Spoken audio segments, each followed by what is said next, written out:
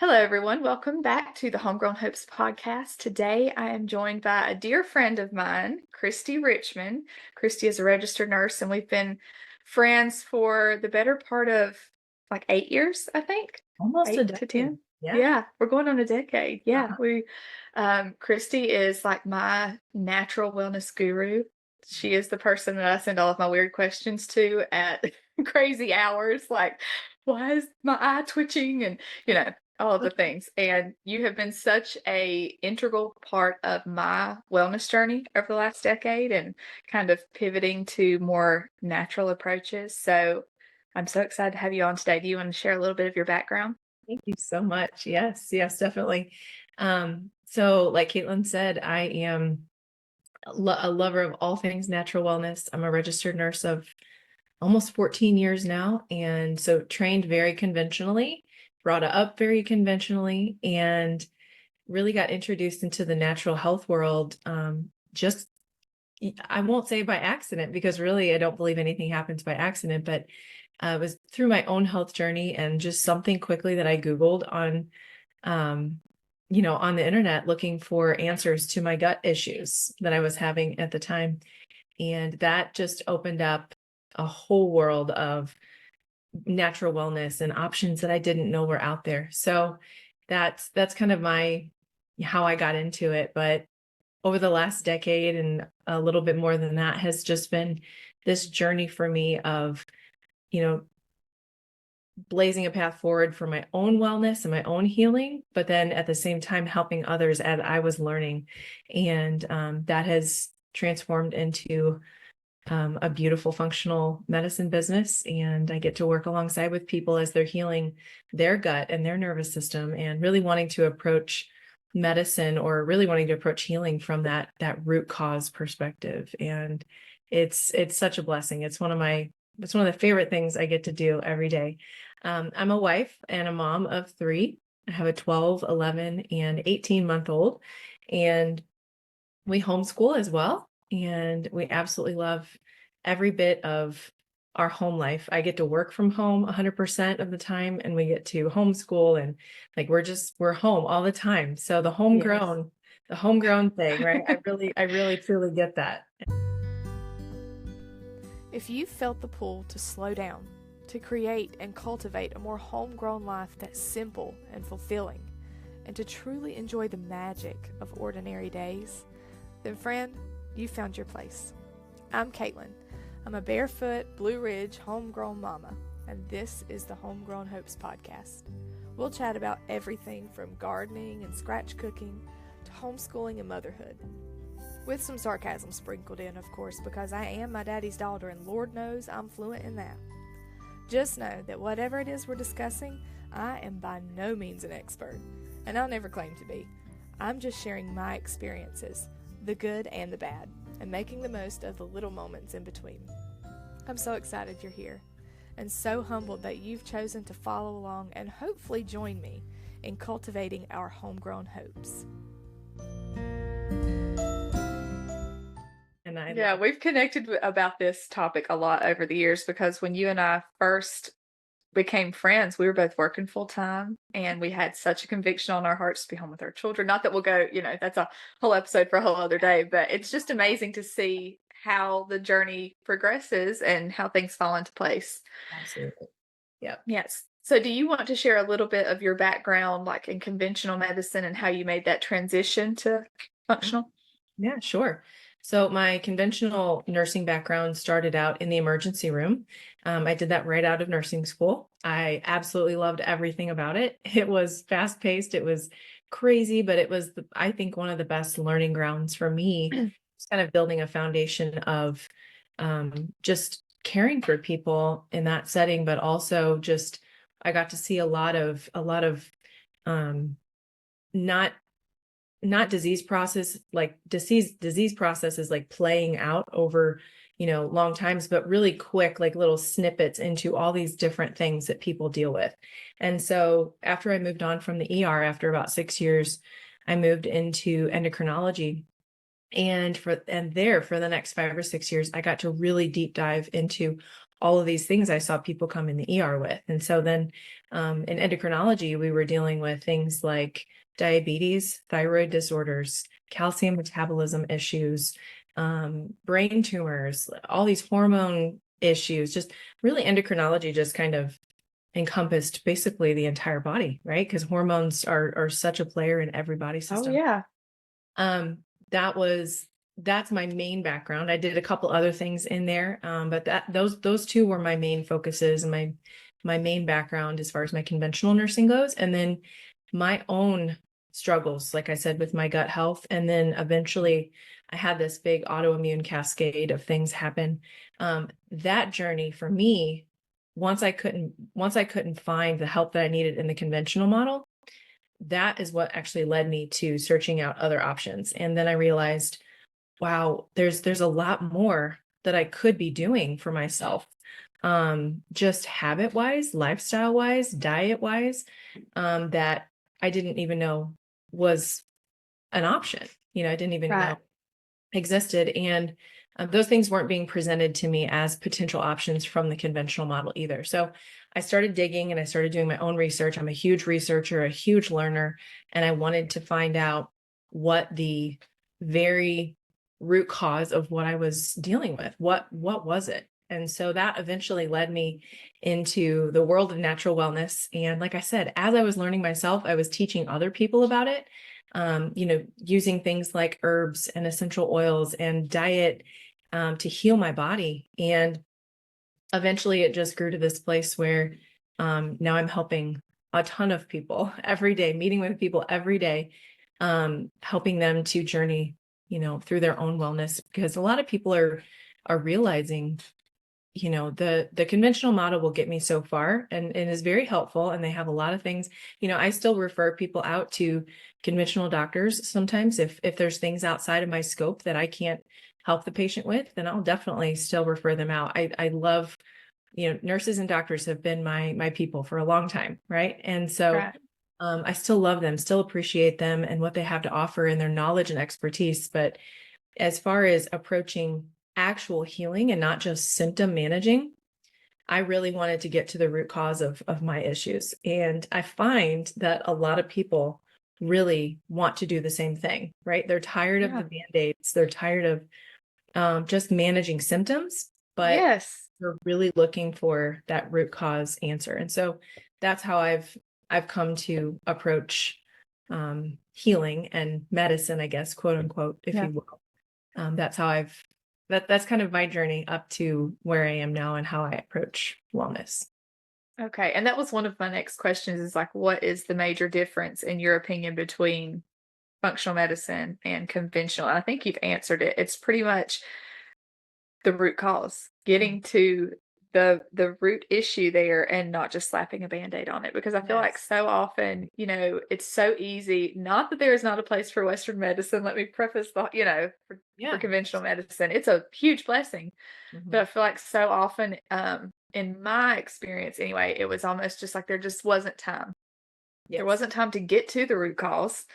It was just kind of this will make you feel better for now. Right. Yeah. But not long-term necessarily. Right. And that translates to frustration on the patient's part. It really does. I mean, I was a frustrated patient initially when, when I was just being given kind of those band-aid options or those just, oh, here, try this or here, try that and come back in 3 or 4 weeks and let's see if that's helpful. Really without much explanation as to what we were trying to accomplish. And really, really even further, my question was, what is going on with my body? Like, why is my body acting this way? And so those were the questions that stayed in the back of my mind as I was seeking help from the conventional model initially. And really the questions that lingered until I started to be introduced into some of these root cause diagnostic tools that I use now in my own practice that are just, they're absolutely phenomenal. And I'm sure we'll talk about those at some point in the podcast. I want to. Yeah. But the real difference between conventional medicine and more holistic approach or functional medicine is really how you go about treating the patient and how the very fundamental thing that you're looking for and that you're looking at. So a conventional approach to looking at hormones, let's say, for example, is taking a history of the patient, seeing what their symptoms are, and then ordering some labs, some blood work, looking at a hormone profile, right? So we're going to look at the thyroid. We're going to look at the ovaries. If it's a man, we're going to look at the testosterone and a bunch of different hormones for each male or female. So we're going to start with labs, right? We're going to look at the blood. We're going to see what hormone levels are in the blood. And that's typically where they would start. And I won't even say that's not where I would start with the functional medicine side of things. A lot of times I will. A lot of times we need a baseline on the thyroid. We have to know how it's functioning. Is the pituitary communicating with the thyroid so that the thyroid will then make the free T4 that it needs to make? Or, is the adrenal gland functioning, or are the adrenal glands functioning properly to communicate with all these other things that they communicate with? So a baseline of labs is absolutely necessary, really on both sides. But from the functional perspective, that's not where we're going to stop. Serum labs are not the end all be all. Okay. And what I found in conventional medicine is that's basically, aside from some diagnostic tests that they can do, like ultrasounds and CT scans and MRIs and things like that, the labs are pretty much the end all be all in conventional medicine. That is the gold standard of testing. Okay. And with functional medicine, we look at the person as a whole. We don't look at them as just this pile of symptoms. We look at their lifestyle. We look at their history. We look at their relationships. We look at their sleeping patterns. We look at their diet. We look at all these things that are so much a part of a person that conventional medicine typically kind of skips over or really doesn't even. Well, they don't have the time. Right. The time is they don't have the time and I don't think that's necessarily taught in school. It's not the focus. Yeah. If it is, it's just a really small, section of the lesson, but the bigger focus is either the disease process, talking about what the disease is or how to treat it conventionally with pharmaceuticals. So that's the majority of how the conventional model looks at it. But from the functional standpoint, we're literally taking that whole person into account and what they do on a daily basis to invest in their health, whether it's how they're eating, how they're moving, how they're sleeping, any of those things. All of those things matter in a huge, huge way. Right. And with medicine, right? Don't you like that? They're like, oh, everything we do is connected to our health. Exactly. How about that? What a concept. I know. And it's something that our culture is very misled about. People are thinking that, oh, as long as I maybe eat a vegetable every once in a while, or if I, take a walk here and there or whatever, I'll be okay. Right. Or if I listen to my doctor. I think that's the big one that I hear and that I've seen a lot in the past is if I just listen to my doctor and do what he says, then I'll be okay. That's the great lie of medicine. That's the great lie of wellness and health is if I just listen to my doctor, I'm going to be fine. And we put our full faith in that doctor. We put our full faith in that practitioner. And in doing so, we really strip ourselves of that empowerment that we innately possess, that we have. We strip ourselves of that empowerment. And it says, I'm going to take my responsibility for my body. I'm going to take my responsibility for my diet, for my exercise, for my mental well-being, for all of these things. And I'm going to put it on somebody else and expect them to take care of it for me. When it's just not possible. No one's ever going to be as invested in your health as you are. Exactly. They can't. Exactly. And no matter how amazing of a doctor it is. Right. You have to be the one kind of rowing that ship. Yeah. Right. Yeah. We have to be the ones putting forth the most effort for our own wellness. Right. The doctor is not going to be able to do it. He or she is very limited, or practitioner, whoever it is.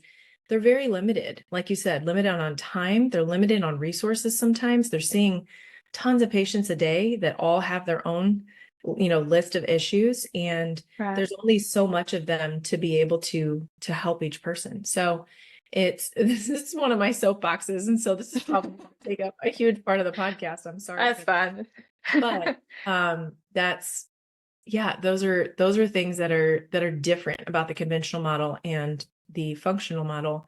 And really what I love so much, because I just have this deep love for people, I love looking at the person as a whole. And That is so you. You're one of it the is. most compassionate people that I have ever met in my life. And you just truly care about people. So I can't think of a better person to be doing this. Like That there's means no a one lot. else I would want to talk to about my issues, because I know like you take it into your own, you really care. I really appreciate that. That's You do. very sweet. It's just who I am. I can't deny it. I've tried to leave it over the years. Like, oh my You're gosh, very why do I- relational. We've talked about this. Right. And I'm like, why do I care so much? But it's just something the Lord has just given me. And I really do care about the whole person. And when we are trying to get to the root cause of whatever issue it is for that person, you have to consider that. You have to think about not just the fact that they're this big bundle of symptoms and it might be kind of stressful for you to wade through with them.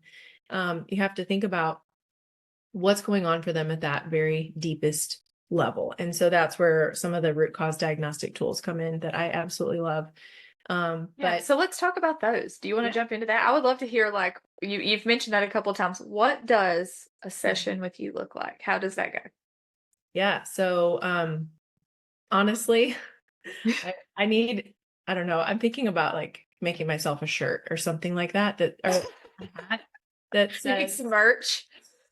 yeah, I need some merchandise, at least just for myself, that says everyone needs a GI map. Okay. Like, Okay. a shirt that says everybody Okay. needs It a would GI map. certainly raise questions. Yeah, right. Or you, like if I meet with somebody over Zoom, like a shirt that says you are getting a GI map. So okay, Yeah. so let me tell you. This season of the Homegrown Hopes podcast is brought to you by RANNSAK. That's RANNSAK, RANNSAK. And this company is really unique. It is a family-owned and veteran-owned company. It was started by my sister-in-law and her husband, and I absolutely love the idea behind this. So this is the first of its kind. It is a peer-to-peer rental marketplace. And basically what that means is you can rent out the items that you have laying around your house collecting dust. I mean, think about all of the stuff that is in your garage or in your basement. I know I personally, since we are in the process of moving into our forever home and we've been living small for 2 years, it's unbelievable how much stuff we have that we very rarely use. We don't want to get rid of it because we need it once or twice a year. The rest of the year, it's collecting dust. And what RANNSAK does is it gives you the opportunity to make money off of the items that you have sitting around. And on the flip side of that, if you're someone who needs an item just for the weekend or for a special project, you can rent that item from your local peers and not have to purchase it and then leave it sitting around your basement to collect dust. So some of the items that are available to rent on their website: kayaks, paddle boards, tools, camping supplies, hiking supplies. I live in an area that has a ton of natural resources and mountain biking trails and hiking trails and lakes and rivers and all of the things. And it's really nice to have the opportunity to rent the equipment for a new hobby and see if it's actually something that you're interested in and want to invest in before you buy all of the equipment up front and then decide, you know what, maybe I'm not a mountain biker. So if this is something that sounds interesting to you, please go check out their website, because I just think it's the most amazing concept. Just a wonderful way to, one, earn money, earn extra money on the stuff that you have laying around, two, save money by not having to purchase tons of equipment that you may not need or just renting it for the times that you do need it. And then also it has the really unique benefit of reducing consumerism. Think about how much stuff we buy that, like I said, we really don't need all the time. How much better would it be to just rent it, use it when you need it, and then send it back? So I just absolutely love this concept. If you are interested in learning more about their business, please be sure to visit their website. Again, that is RANNSAK.com, RANNSAK. What that is. No So questions GI asked. map. Yeah. Yeah. So everybody really needs to, when I approach anybody's, laundry list of symptoms or whatever it is that's going on with them, the first thing in my mind is this a root cause in the gut? Is this a root cause in the gut? And majority of the time it is, like almost 100% of the time it is. And I mentioned this on another podcast I was on a couple weeks ago, but even back when all of the sophisticated research and, all these things that we can do today to prove what we now know, didn't exist. Back in the 3rd century, Hippocrates said, all disease begins in the gut.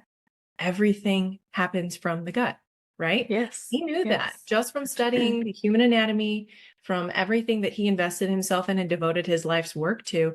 He knew that and didn't have all of these, fancy tests. He didn't have the GI map. He didn't have all of these, labs and things like that to be able to go from. But just looking at people's symptoms, looking at people, what they ate, looking at their lifestyle and all these things, he really approached medicine from a functional standpoint. He's like, It's amazing. He's the father of medicine, but I would even just go further and say he's the father of functional medicine, because he was really looking at the whole person. Yeah, But and this is not a new thing. Like, I feel like it's No, one of those not at all. fads where we're going the holistic way, and gut health is a very Right. trending subject right now, It but is. it's not It new. is. It's just Right. new to us because Yeah. we've gotten so far in the other direction. But anyway, go ahead. Yeah, it's really coming back to the very core of how the body works, where everything comes from. So the gut houses 80% of the immune system, and it controls literally everything about your body. It controls not just what you're eating, not just how you're absorbing what you're eating, not just how much water you're absorbing, and then your body's able to use it. It controls your mental state. It controls your neurotransmitters. So there's certain good bacteria that live in your gut that should be there. And if they're there in proper amounts, then majority of the time people aren't going to struggle with certain mental disorders and dopamine issues or serotonin issues and things like that. There's certain bacteria that regulate the carbohydrates that we take and that we eat, and then how our metabolisms use those carbohydrates. There's certain bacteria that produce B vitamins, and Wow. they produce all kinds of really great things for our body, as long as they have the right kinds of food themselves. And so that's where our diet comes into play. We have to be feeding this beautifully complex, like, we can't even fully explain how it works. We know a little bit. Like, I would say we probably know 1 or 2% of really how the gut amazing. works, right? There's just Yeah. so much unknown about it. But what we do know is that it's beautifully complex. It is, it's this network of mutualistic relationship between certain bacterias. There's different families of bacterias, not just one. There's not just one bacteria in our gut. There are so many different kinds, and then there's billions and trillions of each kind.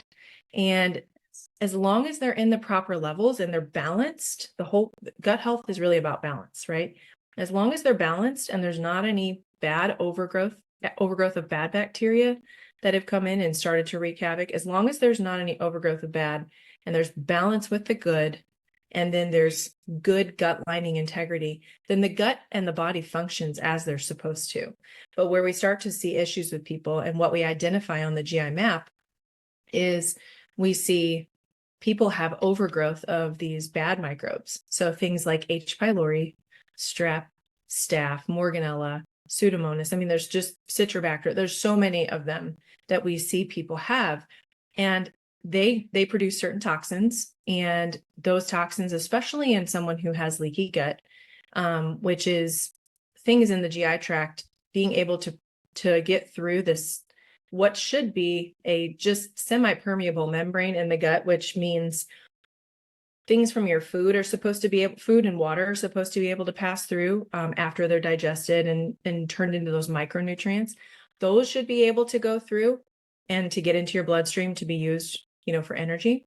But things like large proteins from gluten, casein and lactose from dairy, things like viruses, things like bad bacteria, toxins from bad bacteria, all those things should not get through that semi-permeable membrane, which is known as the gut lining, right? Yes. And when they Okay. do, when there's a breakdown in that mucus layer, and when they get through into your bloodstream, your body goes on high alert. And there's this whole cascade of, there's a whole inflammatory cascade that happens.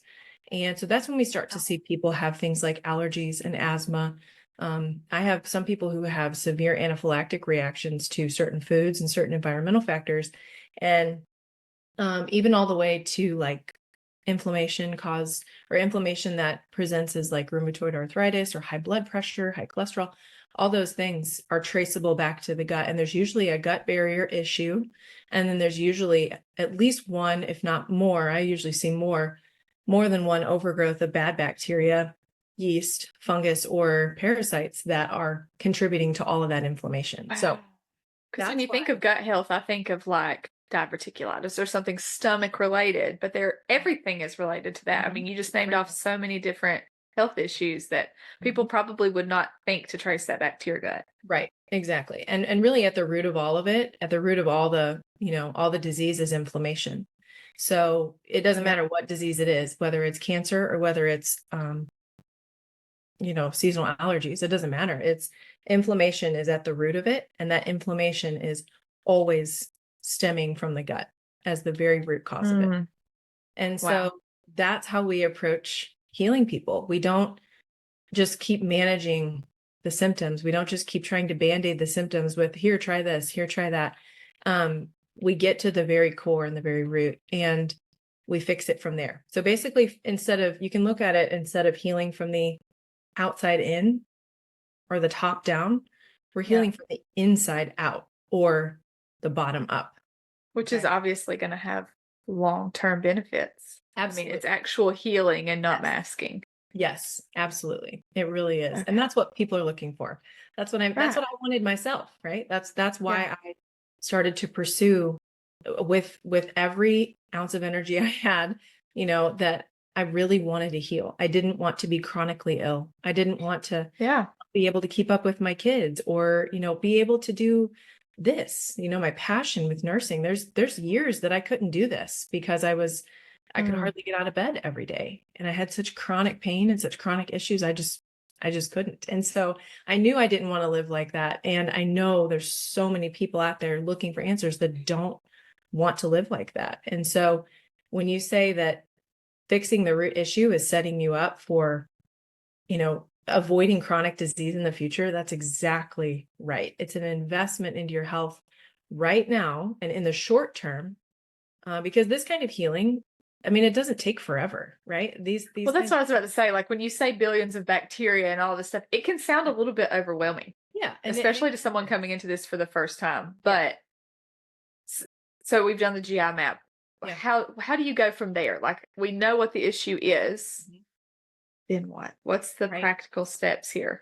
Yeah. So we have certain natural things that we use for, like, let's say there's an overgrowth of H. pylori, which is a really common upper GI bacterium that alters the stomach acid. And it really just creates the prime environment for bad bacteria and yeast and parasites to overgrow in the small and large intestine.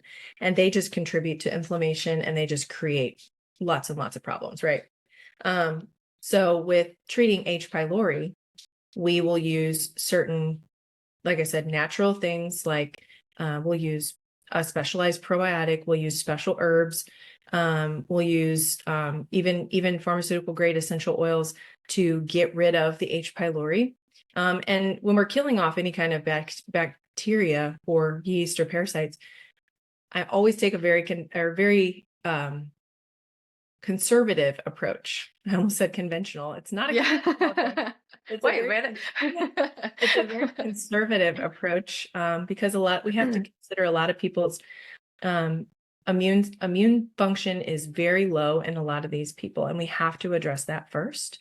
We have to address the immune function first. And so we do that with some specialized supplementation, some nervous system rewiring and things like that. And they do really well when we support those body systems first.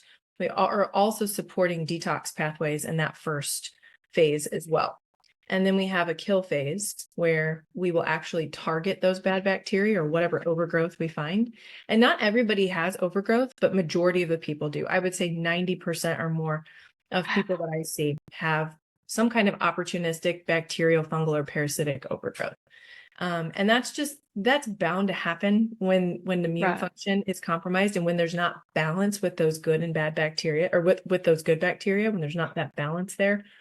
If they're high or low, either way, they're not doing their job that they should be for you. And it leaves room for those bad bacteria that we come in contact with through our food, through water, through the air, through our surfaces. I mean, that's a common question I get is, where do these bad bacteria come from? Everywhere. Everywhere, literally And everywhere. they're unavoidable. Like, Right. but our bodies are made to be able to combat the bad bacteria if things are in balance. Exactly. Yep. And so, yeah, the gut is all about balance, and then approaching actually fixing it, like I said, usually comes in phases for most people. Immune support and detox support first in that first phase. And then phase 2 is typically a kill phase. And these phases they vary in length. You know, some people only need a month of immune support. Some people need 6 months of immune support first before we even talk about killing off any of the bad guys. And there's things that happen if you kill the bacteria off too fast. Some people might be familiar with the term Herxheimer reaction or a detox die-off reaction.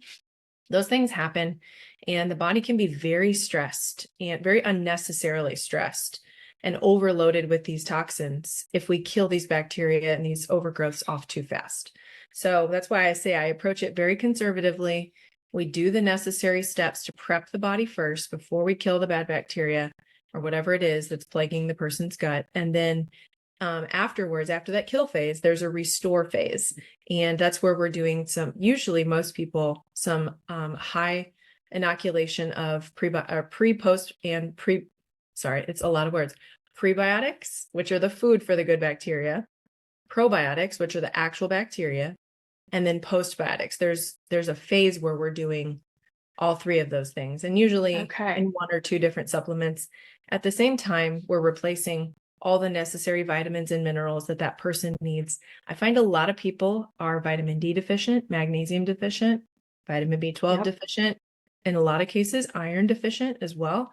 So all the while we're replacing these things, and eventually, once the gut heals, a lot of these deficiencies fix themselves, and they don't have to be on long-term supplementation. Yeah, it's incredible. That's amazing. So when you do a consultation with someone and you suggest the supplementations, all those things, do you also make make recommendations diet wise? I mean, I have a friend, one of my best friends is a nutritionist, and we go down some rabbit trails talking about all of these things. So is that eventually the goal for you? We don't want long-term supplementation. We would like to be able to find some sort of homeostasis and manage this diet wise. Yep. You'd say that? Okay. Word. Yeah. We like homeostasis. I was in nursing school one time years and years ago. That's awesome. Yeah, that is absolutely the goal. The goal is for people to be able to manage their health, not with supplementation for the rest of their life. That's what the conventional model does, right? The conventional model says, hey, give your rights and your health over to me, and I'll just give you pills and injections for the rest of your life, and you'll be fine. You know, that's a quick fix, right? Quote unquote. Right. And that's not what we want for the patient. We don't want them, and they don't want. Like, they tell me every day, I don't want to be stuck in this, gerbil wheel or hamster wheel. It is, because once you start one thing, there's always some sort of side effect that leads to the next thing. I feel like once, for a long-term medication standpoint, there's always side effects. There is. Yeah, there is. And getting back to the diet, I really help people try to shift their mindset about what they're eating, from just eating food for enjoyment or eating food for even fuel, because food is absolutely fuel for our bodies, right? We can't live without it. But when we look at food from the standpoint of being not just fuel and not just enjoyment either, like, we can enjoy good food, right? Like, it doesn't have to be sugar. I think we overcomplicate it. It doesn't have to be sugar filled and processed for us to enjoy it. But when we view food from the perspective of being a healing medicine for us, right? Food as medicine. When we view it from that perspective, then, and we have fixed our gut and we have allowed our body to heal itself, like it's, when we fix the gut, then the hormones reset and will naturally come back into balance, and the blood pressure will come down. And when we focus on the gut and we do the right lifestyle things around it, the body knows what to do. We remove what's inflammatory, we give it the support it needs for the short term, and then the body knows what to do. We were innately designed to be able to heal that way, right? How about that? Yes, exactly. The body does what it's supposed to do. Yes, yes, it does. But you have to take those steps to get rid of what's keeping it from doing that. And Yes. when we think about food, we have to begin to view it. And this takes time. This took me years to figure out, and then years to like actually adopt and begin to daily put into practice for myself. But when we view food as medicine and we view the vegetables that we eat, and even the quality of the food that we're eating, right? Not just the run-of-the-mill stuff from the store, but when we start to look into, certain grass-fed meats, or even just locally raised things versus the food lot things that we get from the store, or Right. organic vegetables and fruit versus just the traditional stuff that isn't cared for as well, right? And may have Yes. toxins and things on them. When we start to really view food as medicine, that begins to change everything for us. And then we fix the gut, we fix our bodies as best as we possibly can, and then we let food be our medicine rather than having to be on supplements forever and ever and ever, right? That's the Yes. goal. That's the goal. Right. And I had to do it for myself first, before I could lead anyone else through it, right? I had to walk through, man, it was a slow walk. I tell you what, Well, it's a process. it was, yeah, definitely. And when you're suffering with chronic symptoms and trying to do this, it's just so much harder, but I'm so glad that the Lord allowed me to go through all of that, because I can now, like, I don't think I would be able to lead people through it nearly as well now if I had. No, So. I mean, you have that very firsthand perspective, and Mhm. you can you're already very good at relating to people, but I mean, you've been where they are. Mhm. That, I think, is that's a game changer. It is. Yeah. I really think it is. It gives me a place of compassion and empathy that I Yes. don't think I would have if I hadn't walked through it myself. But it's a slow walk, healing your Yeah. gut, healing your nervous system, allowing the body, giving the body time to heal. It's a slow journey, but it's Right. worth the investment. It's worth the effort. It's worth the time.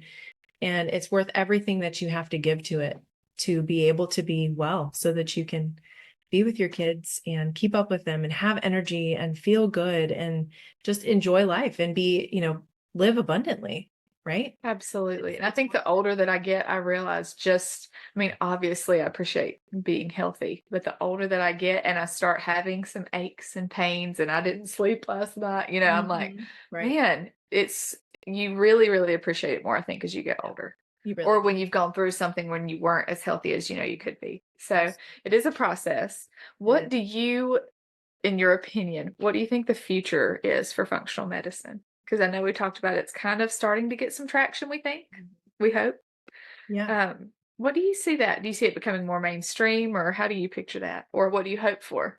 Yeah. I mean, I really hope that it's made so much more accessible and available to more people. I really do.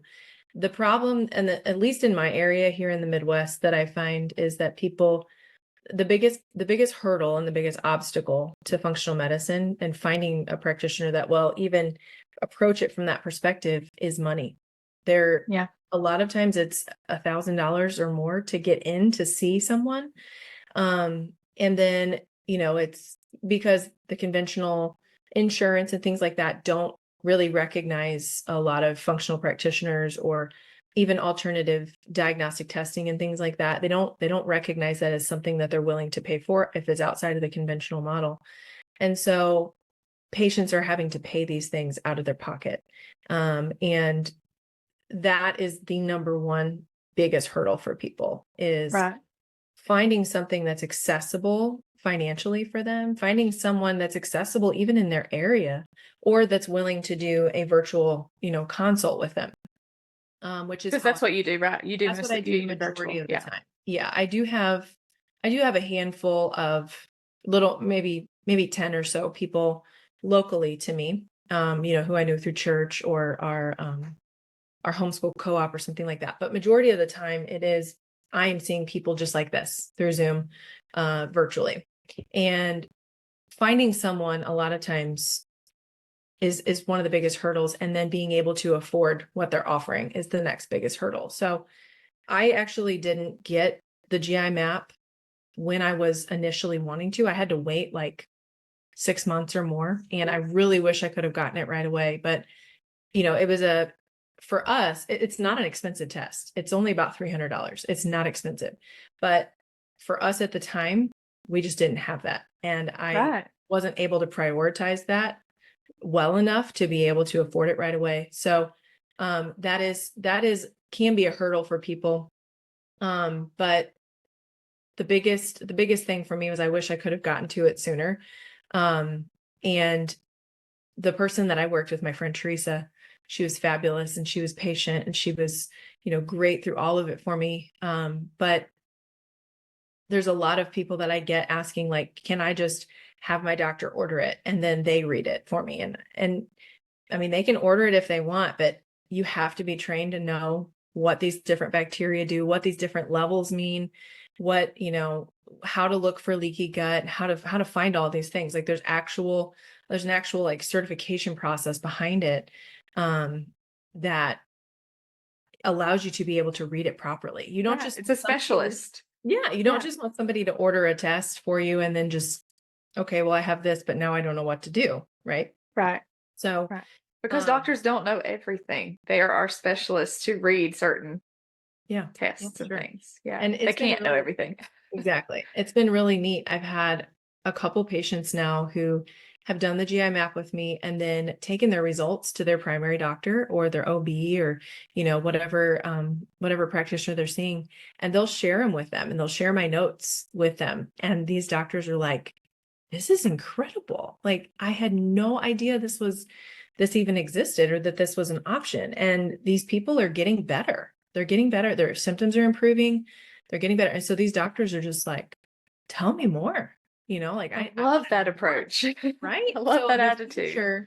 The future of functional medicine, I really think we're going to see more and more people realizing that this is a way to fill some of the gaps that conventional medicine leaves for people who are really seeking wellness, true wellness, right? Yes. I don't believe that you have to camp out on one side or the other. You don't have to say, I'm just doing functional medicine or I'm just doing conventional medicine, right?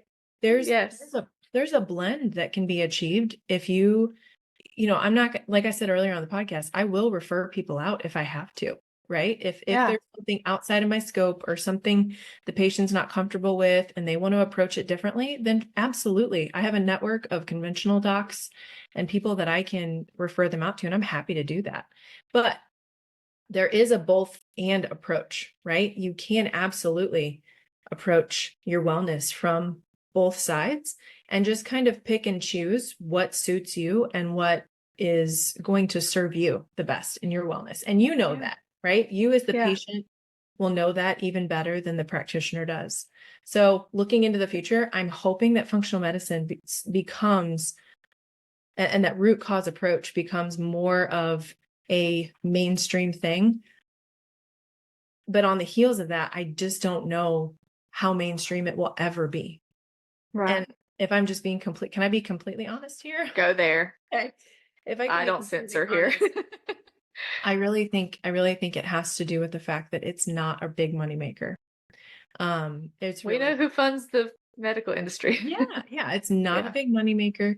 It's not meant, the functional model is not meant to keep patients for life. Okay. At least my functional model. Okay. So there's probably some practitioners out there who, really, really would like to keep a patient population around, right? I really want to see people truly heal and then be done with it, right? Be able to manage their wellness with their daily habits and not have to be a patient forever.